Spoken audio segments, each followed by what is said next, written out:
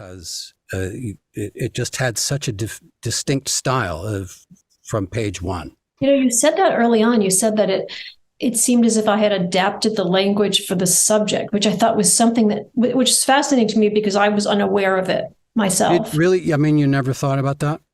Well, I think you were comparing it to the Franklin book, which, you had said was written in a very different style, which in some way, I like to think, of course, that I got to be a better writer by the Adams book, which is 15 years later.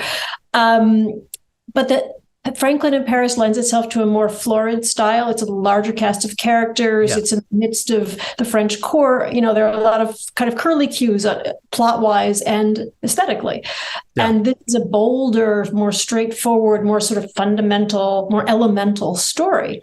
So it kind of made sense, but you're the only person obviously close enough to the prose to have actually noticed that, I think. I definitely think so. It had become much leaner. So maybe this is my mature style, right? The art always becomes a little more pared down. I mean, when I'm reading aloud, I have a trouble reading exactly what I've written because I can always make it a little bit better. Right. Whereas you're actually honor bound, I would assume, to read what's on the page. You totally are. Right? You can't change. I mean, you'd be amazed sometimes at the copy editing and grammatical mistakes that sometimes show up in final manuscripts. Do you feel you should correct those?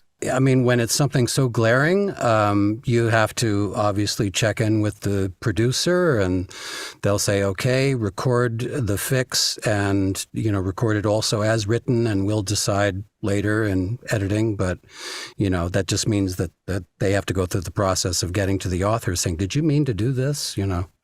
Right. You were talking about your long sentences and about how the through line is maintained in the delivery.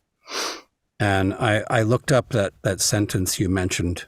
You, the virtuoso, should read it, and then the poor lowly author who wrote it should read it. All right, you do it first. I should go first, though, don't you think? I read from the book for the first time last week, and I literally almost tripped over this sentence, which if I had known I was ever going to read aloud, I would have made a shorter sentence of.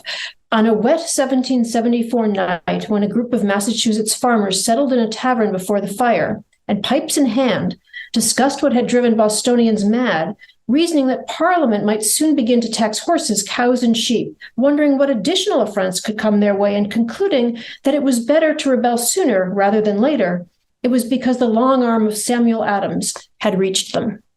Not bad. How'd I do? Do you think I could get a job? Very good. Of course you do. Let's hear the master. What I noticed when you were doing that is you wanted to really get through it because it seems so long. Your instinct is like, all right, let's Where do I breathe? Can I breathe here? Exactly. When you slow it down some, you make sure that the listener gets all, the benefit of each, image that you've, put before them. But it's also that thing of keeping the through line.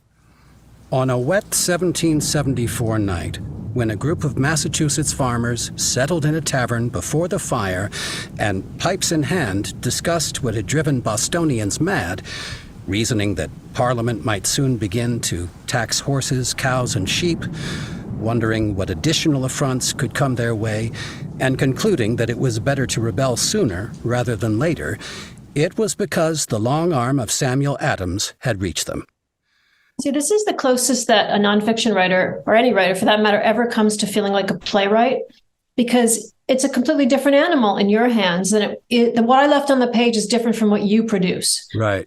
And of course, for an audiobook, two things have to be good, the reading and the writing, right? Whereas for the reader who simply picks up the book, right, it's like picking up the play in its written form. It's there on the page or it's not. But it's such a more, delicate creature, more complicated creature when it becomes an audiobook, right? It is. But that sentence works. Not when I read it. And it works. It worked when you read it too. But believe me, I've done histories that were written by academics where between their dashes, they put a huge chunk so that it's impossible to remember where that sentence started. Well, that's actually another question I have for you, because as you know, I'm a little bit overly fond of the M dash. You know, you, of course, of all people might have noticed that.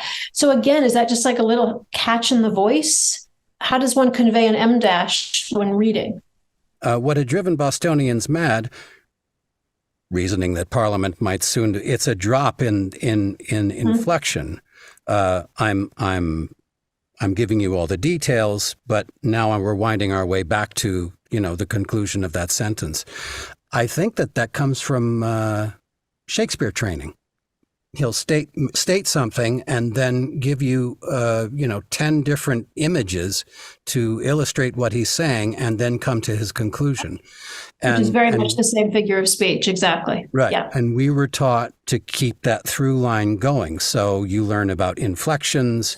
You have all these, amazing techniques that you can use that I don't get to use. The only advantage I have is that the reader can speed up or slow down on the page. Uh-huh. The audio reader, I mean, yes, you can speed up the voice, right? Or slow down the voice, but pretty much not if she wants to hear the voice as you voiced it, right? I'll tell you something sad. That has become a typical thing among listeners, that they're listening at double time. Really? Yes. So everyone becomes a chipmunk. AI can do it so that you can maintain the pitch, but it just... An estimated 6 to 6.7 million Americans age 65 and older are living with Alzheimer's in 2023. But everyone's in a hurry to get their information down. And you hear people say, it sounded pretty good at time and a half. Do you feel an imperative, or are you ever given direction to get through a book more quickly so that it's 10 hours rather than 11 hours? Or, is there any more now that we're streaming? But back when we were recording books for audio cassette, this was like even before discs, they knew exactly how long the tapes were. And it's like, this book must come in at 6 hours. And I would have a director ride me. It's like, keep it up, come on. I'm like, but now it can be any length, and we are fully unabridged, which, exactly as it should be.